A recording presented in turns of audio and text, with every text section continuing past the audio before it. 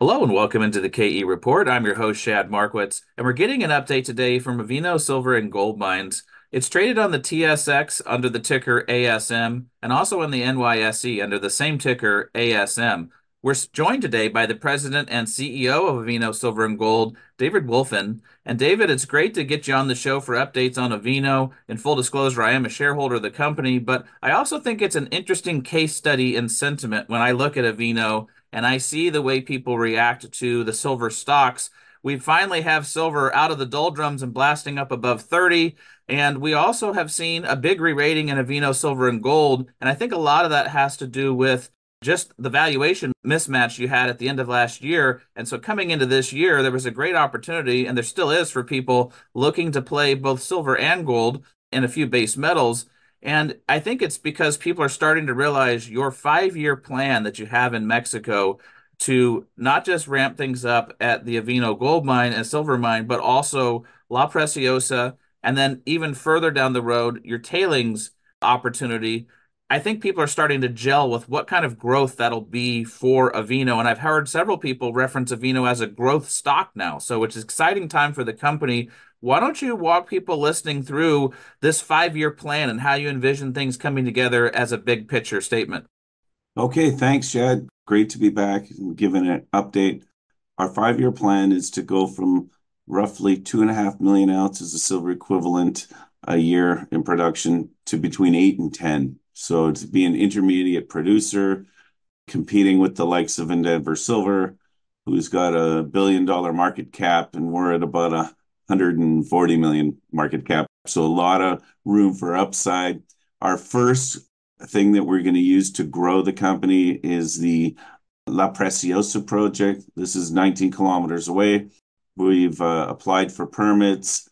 We're hoping to get them in June or July, and then we can start the decline not too long after that. So that's going to be a big catalyst for growth for us. That's the first one. And then the Oxide Tailings Project, we put out a pre-feasibility study. We came up with reserves over 6.7 million tons of reserves. First time in company's history over 50 years having reserves proven improbable. And the NPV of that is close to what we're trading at now. So there's the market's digesting all this and seeing that, our price to NAV has been very low. And so now with metal prices gone up, our lower all-in sustaining costs, they see us as a profitable growth story for the next few years. Well, let's talk about some of the growth on the financial side of the business here in Q1. You just put out your Q1 numbers recently at the beginning of this month, and some improved metrics here. Your operations team on the ground is doing a fantastic job. So maybe give people some of the key takeaways from the Q1 operations and financials. Sure. 12.4 million in revenue. So that was a good quarter for us. 600,000 in profit, net income. So that was good. And our all-in sustaining is $20.23. We expect this to decline. And when we get on La Preciosa and the oxide tan, so within 5 years, we want to be in the low teens, between $10 and $12 all-in sustaining. But if you just look at the Avino mine on its own right now, $20.23 was what our AISC for Q1. Silver's at 30. So $10 in margin times 2.5 million. If you see this margin for 12 months, that's like 25 million in free cash flow. So, and that's without the expansion. So people are starting to gravitate to Avino story. It's a simple story. It's a clear path to transformational growth. We own the assets. It's not through M&A. It's just time and money to build them out. Well, and David, when you look at, where some of the revenues are coming from, it's not just silver, even though I think most people think of you as a silver stock, but you do have gold and you also have a fair bit of copper. So maybe just speak to that nice mix of metals. You got silver, gold, and copper. Sure, sure.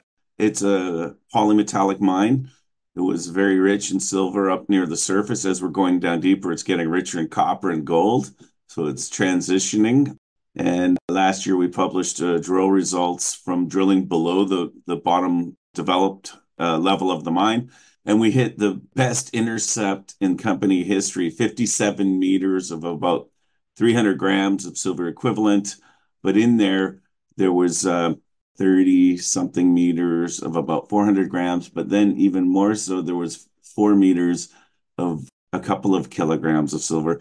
So it's not ending anytime soon, even after 50 years. And we've brought on some world-renowned structural geologists to try to figure out the geology at depth. And still it's open at depth. So there's a lot of potential there. Currently, we do about 35, 40% of our revenue is in silver, similar to copper, and 15 to 20% in gold. That's going to trend higher in silver as we bring on La Preciosa and the oxide tailings. Well, let's talk about La Preciosa. This is a project that you acquired from Core Mining, and it's going to be a big catalyst for the company. Let's maybe start off with what else needs to happen, the timeline of events to get the project into production, including, the permitting and any kind of Yeah. met work and anything else you got to do to get it shovel ready. Yeah, it's shovel ready now. We've done all the met work when we were going through the transition to acquire it. Just waiting on the environmental permit. So the key critical component to getting the environmental permit was having the blessing of the local community in the municipality in which it's derived in. And so we got that. We did a long-term agreement. We're providing services and help to the local communities, medical, financial, and mechanical help, and installing water pumps and stuff like that for them. And so those are the ingredients. It's going to be a very small footprint. It's not a new submission like you're building a new mine. It's just going to be a portal with a decline, and we're going to haul that material to Avino. So we don't see any issues. We haven't had any. We've already submitted the application, and we've been in discussions with the environmental department. So there's no indication that we wouldn't get it. So we're excited. We've been working on the surface, rehabbing some of the old buildings, preparing the area where we're going to put the portal, and the community is excited about it, what the potential economic benefits and the jobs that are going to be created in that region. So we're excited about that.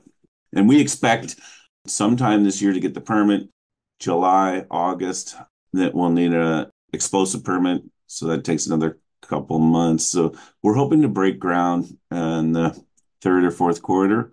It won't take long to get to level one where we're going to put in a mining level. It's only 350 meters from the surface. So within 3 or 4 months, we could be pulling fresh ore out of the underground. Is it possible by the end of this year? But probably likely in Q1 next year, we could have fresh ore coming out of the mine. And we have milling capacity, and we have independent circuits in our mill. So we're able to separate different materials if they don't mix well. And so that's the beauty of our plant. And we're going to start processing the higher grade material, which should take us from 2.5 million ounces to 3.5 to 4 million, possibly next year, or probably into the year after. Yeah, I was going to ask you if there was any consideration for the different kinds of ore compared to what you had at the Avino mine, but it sounds like your team has a way to segment those so that they can run different batches through. I'm sure there's a little tinkering with the chemistry that everybody has to do when they first start mining, but maybe just speak to how the hub and spoke model here gives you a leg up and that you don't have to build a new processing center for this. That's correct. And plus we keep our management low. We have little to no middle management. It's us in Vancouver and the operations team. So you save a lot of money. We're beating most of our peers on our cost basis, around between 55 to $65 per ton underground mining costs. So, and that's the beauty of the deposit. And we're able to do long hole sublevel caving mining. So it's lower costs. So that's how we're being very competitive amongst our peer group. So as this project comes on, let's just say by next year, because obviously you got to ramp things up, but by 2025 and then looking forward to 2026 and beyond, you've got a slide in your deck that shows where the growth stacks up on top of the Avino mine. But what does that do for the cost profile? Oh, yeah. So, like I said, it's going to drive the cost down because there's going to be very little mining costs at the oxide tailings. It's just reprocessing. It's going to be a large project, a new project, a leaching project. We did the pre-feasibility study. We're doing some community engagement and studies on location of where we're going to put this processing plant. But La Preciosa into its second and third year, it's going to be generating some good grade for us. So that and the oxide tailings is going to drive the all-in sustaining down into the teens. We're hoping between $10 and $12, but it depends on a bunch of other factors, metal prices and that sort of thing. Okay. And then as far as the exploration upside, we haven't talked as much about that in the past. We've been focused on you getting it into production and operations, but maybe speak to the property itself. Is there exploration upside? How do you imagine it being able to extend the mine life, that side of the business? Sure. Like I said, we drilled some holes below level 17 on the Avino mine, open at depth. So there's tremendous potential there. Brought on two structural geologists to help us figure out, what is the source? Is it a porphyry system, scar, and VMS down there? It's never really been determined. So there's tremendous potential. The Avino property itself is on a volcanic caldera, and there's swarms of veins there. There's all kinds of potential that have never been tested at depth. They were just high graded by the old timers. And so there's potential there. And then at La Preciosa, there's potential. We're just focused on the obvious area. Over $90 million was spent between Coeur, Pan American Silver, and Arco. And there's decades of mine life there. So we don't need to do exploration for a while, but we're considering it. We're considering that 8 to 10 million ounces is what we've imagined internally. We're considering an optimization study that may even improve those numbers and could even look at a larger operation because we have 70 million tons, and at 7 to 800,000 tons per year through the processing plant, you're looking at 80 to 90 years of mine life. So there's a potential that we could shrink that by looking at a larger expansion than what we've already imagined. But we're just focused on what we control at this time, and let La Preciosa up and running and rebuilding our treasury. Our treasury is growing right now. Working capital is growing. We're debt free. And so we're seeing the benefits of that because the companies with the debt, they're being held back a bit. And so we're outperforming our peers right now. And so we're excited about the future. Yeah, being debt free is a nice statement to make and not one that you hear very often in the mining space. So that's a feather in your cap. Now, could you use some of those funds to continue making accretive acquisitions? Are you looking at possibly bolting on anything else down the road? Not at this time. We're focused. A lot of companies, junior companies that are undercapitalized, get into that issue. We want to see a higher PNAV. So if we had a PNAV above one, we're about half that way there. Then we would look at M&A using our equity, but you'd want some equity leverage before you do that, or a fat treasury. And so we're working on both those right now and focused, like we say on our tagline, a clear path to transformational growth. We own the assets, so we're just laser focused on bringing those two assets online. Okay, makes sense. And I think people are just excited to see the growth in the company, the growth in the cash. But as you build up your treasury and as your multiplier gets higher, then you could look down the road at possibly other ways to grow on the acquisition front. We've talked a little bit about the exploration upside. Are there any other optimization studies that you could do on anything? I'm sure that once you get underground and start mining it, you'll be working on that. But there's anything else that you could see as a catalyst that you want investors to know about that's maybe going on in the background, but still important work? Anyways, to lower costs, I mean, we have a low cost profile, studies on using solar power and that kind of thing. We're looking into, but it's really grade. Grade is king. Grade will lower your costs. So the higher the grade, the lower your cost, the higher recovery rates. So that's all coming with La Preciosa. It's higher grade than what we're mining right now. So that's what everyone should look at for the future of Avino. And then just maybe one more question, just as far as how you stack up relative to your peers. We've alluded to some of it here. Being debt free is a big distinguisher, but I think that for a while, maybe the end of last year, you hadn't seen the re-rating that some of the other silver companies had and some of the other gold companies had. Now you've started outperforming and blasting past a lot of people. Is there anything else you would say as far as how you stack up to companies? Because there's a lot of companies, David, waving their arms saying, look at us, look at us. But what do you think some of the key distinguishing factors are for Avino that investors should consider as far as how it stacks up in the sector? Well, lower G&A costs, we're very mindful of that. 100% Mexican labor force. a large endowment of metals, 371 million ounces of silver equivalent, so almost 3 ounces per share. And I should caveat the debt-free comment. That's we do have some equipment debt, but that's low interest debt. Other than that, there's no loans or anything like that. So keep an eye on that and just pay attention to the key catalyst, which is the La Preciosa permit, which we feel is imminent.